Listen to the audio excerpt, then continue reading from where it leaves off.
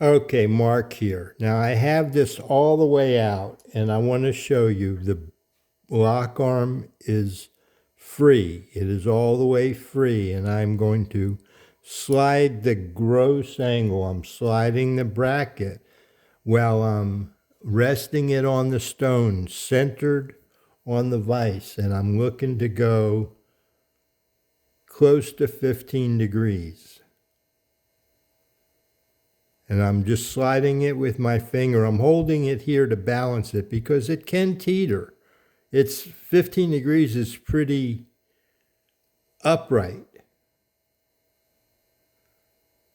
So I'm getting closer, getting closer, getting closer.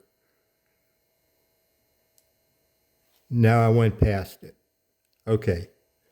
So you saw how easy it floated past. Let me lock this. Now it's starting to It is starting at this position. I have this set that it's starting to engage that bar. And I have this set so that when it is all the way down, it is telling me that's as far as I want to push. I don't have it set so that that's full lock because that invites you to want to push it and push it and push it until you get it down to here and then you can break it. So I want to set mine up so that when they are locked, that this resting this stops that screw and it's tight. I'm locked on there tight. Now if we look at the cube, it's at 1498. This is loose and I can back it off. I'm going to hold my hand here. I have my fingers just cupped around it. I'm backing it off. And it's flickering. It's that. And then I'll roll the knob in. And as I roll the knob in, it should draw that screw in tight and maybe make it get closer to 15.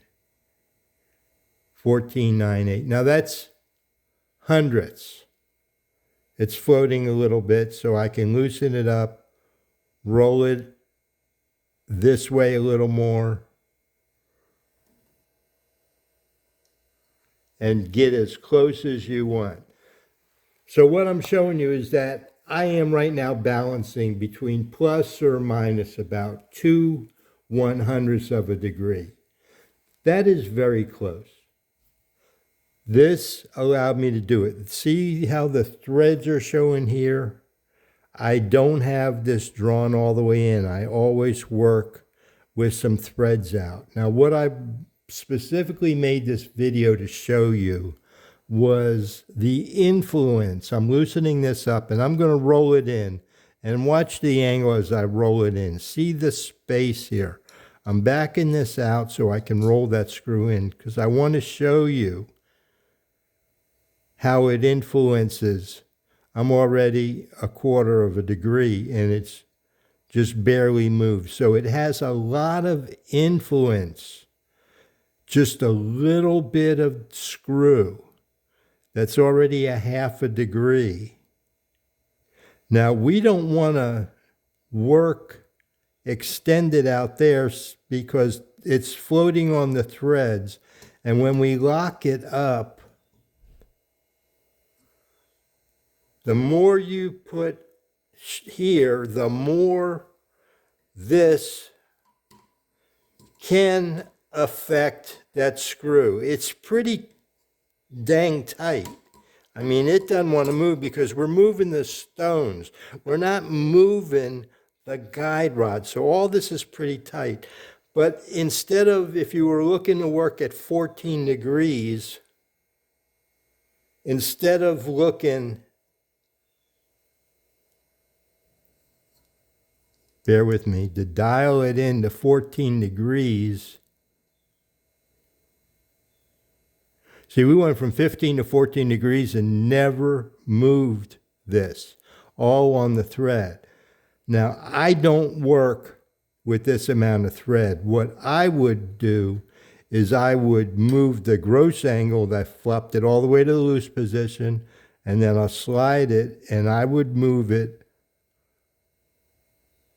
to the gross position. Whoops. Move it closer and then back it away so that I'm working closer. And did you see that went all the way from 12.5 degrees to 14, and there's still thread here? That's what I'm trying to show you, is that you have a lot of adjustments. So you need to keep some thread there so that you maintain the looseness of the swivel. And then you also have it's stiffer. Everything is stiffer because you're working closer. Let me get it, dial it in. I'm trying to get to 14 degrees. And I'm just barely, you're seeing the knob as I'm just barely walking the knob. I'm trying to show you the kind of control when you have a cube that lets you read like that. And I'll roll the knob in. And it's about as close as you're going to get it. Maybe not. There we go.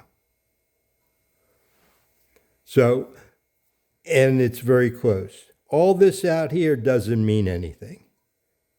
But this is what you're concerned about. You don't want to bring it in too close, because if you go that way, you're going to jam this against there, and this will come loose. It will pull it out of there like a gear puller or a pinion puller. I'm going to stop here.